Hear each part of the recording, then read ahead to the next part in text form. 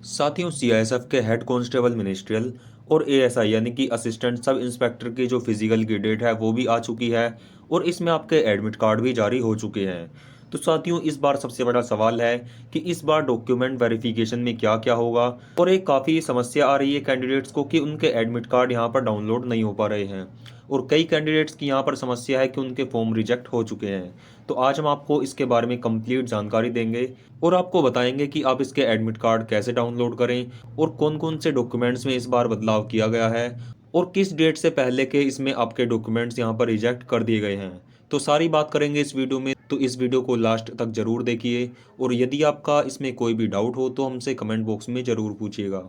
तो चलिए हम अपनी वीडियो को स्टार्ट कर लेते हैं। तो साथियों, मैं आपको बता दूं कि इसके जो फिजिकल की डेट है वो आपकी 30 जनवरी से रखी गई है, यानी कि 30 जनवरी 2023 से आपके यहाँ पर फिजिकल स्टार्ट होने वाले हैं। इसके बाद यदि बात करें कि इसमें आपके फिजिकल में क्या क्या होगा और कौन कौन से डॉक्यूमेंट्स आपको लेकर जाने हैं, तो चलिए हम आपको इसके न्यू नोटिफिकेशन पर लेकर चलते हैं जो कि सीआईएसएफ ने अभी अपडेट इसमें किया है। तो आप यहाँ पर देख सकते हैं, ये सीआईएसएफ का ऑफिशियल नोटिफिकेशन है जो कि आपको सीआईएसएफ की ऑफिशियल वेबसाइट पर देखने को मिल जाएगा। साथियों, इसकी डेट भी आप देख सकते हैं, यहाँ पर कंप्लीट डेट लिखी हुई है।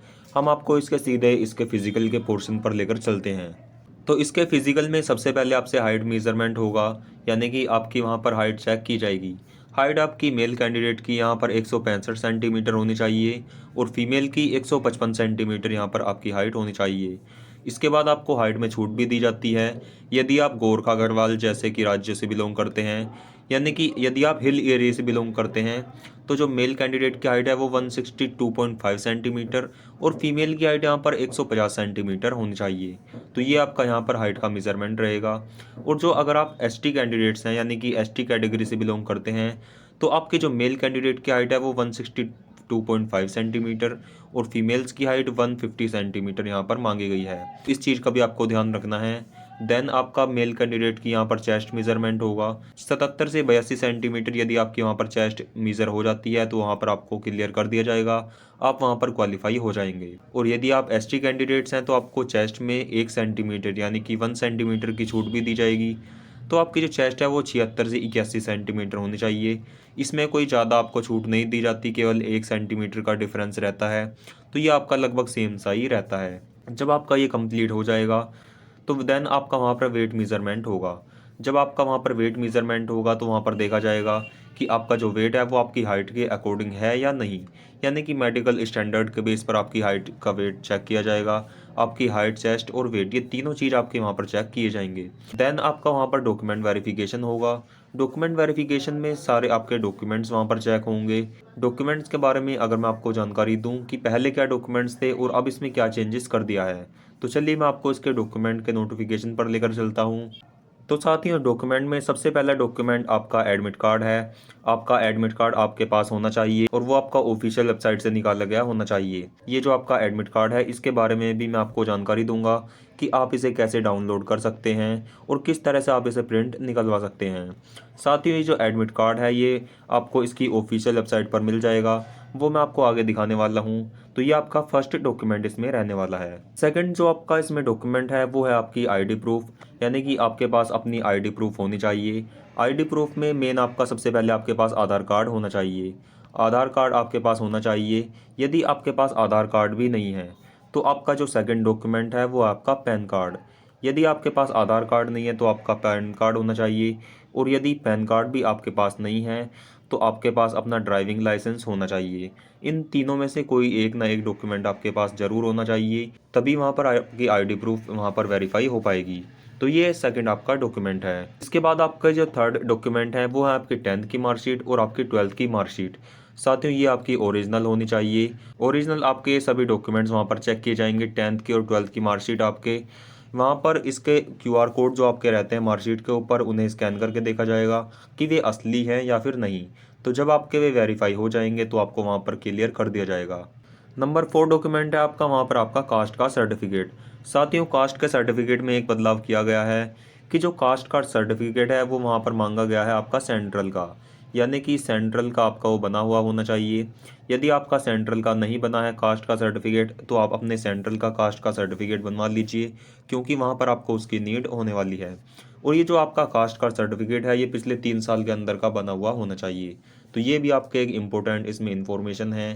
पहले इसमें किसी भी ईयर का चल जाता था, लेकिन पिछले 3 साल का इस बार होना चाहिए, तभी वहाँ पर वो मान्य होगा।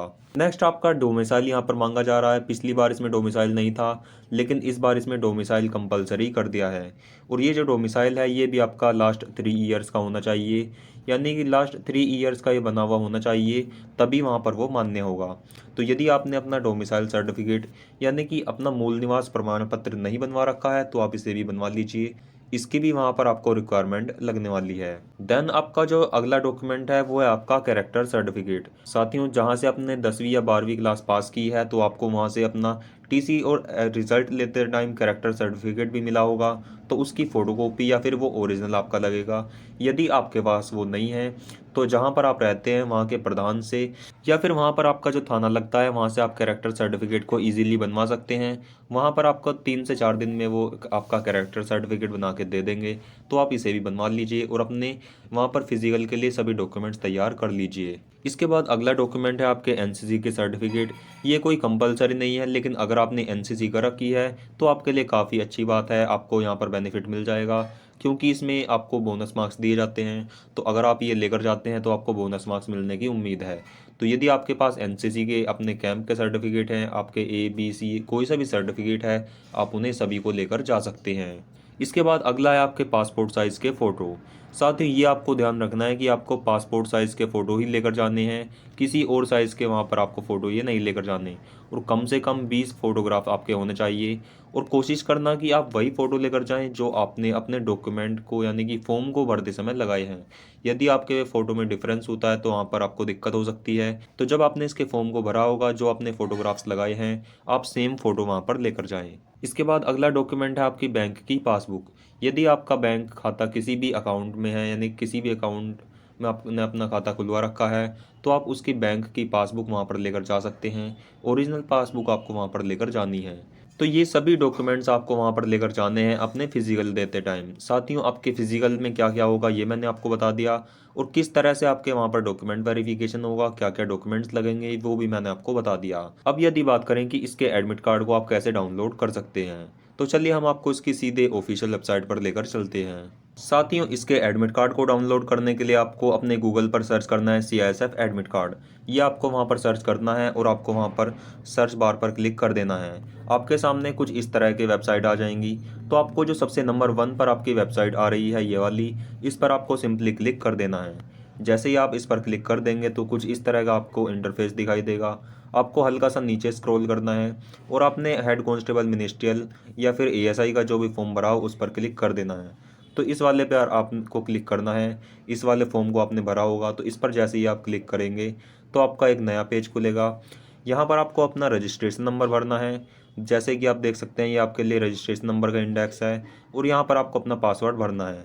और ये जो आपको नीचे यहाँ पर बॉक्स दिया गया है, इसमें आपको ये वाला कैप्चा भरना है। इसमें आपको ये वाला कैप्चा भरना है जो कि यहाँ पर दिया गया है। ये वाला कैप्चा आपको यहाँ पर भर के इसे सबमिट कर देना है। जैसे ही आप इसके सबमिट ऑप्शन पर क्लिक करेंगे तो वहाँ पर आपको अपना एडमिट कार्ड शो हो जाएगा, और वहाँ से आप उसे सिंपली अपने फ़ोन में डाउनलोड कर सकते हैं। जब आपका फ़ोन में आपका एडमिट कार्ड डाउनलोड हो जाएगा तो आप किसी भी साइबर कैफ़े से कंप्यूटर की शॉप पर जाकर उसे निकलवा सकते हैं और आप उसे वहाँ पर लेकर जा सकते हैं। तो इस सिंपल तरीके से आप अपने एडमिट कार्ड को वहाँ पर डाउनलोड करके लेकर जा सकते हैं। तो साथियों, आज की वीडियो में आपको मैंने सभी इन्फॉर्मेशन दे दी है। मुझे लगता है कि आपके सभी डाउट्स क्लियर हो गए होंगे, और आपके फिजिकल में क्या क्या होगा ये भी मैंने आपको बता दिया है। अगर इससे संबंधित कोई भी आपका सवाल हो तो हमसे कमेंट बॉक्स में ज़रूर पूछिएगा, हम आपको सभी के रिप्लाई कर देंगे। तो चलिए साथियों, आज की वीडियो को अंत तक देखने के लिए आपका बहुत बहुत शुक्रिया। फिर मिलते हैं एक नई वीडियो के साथ, तब तक के लिए नमस्कार, जय हिंद।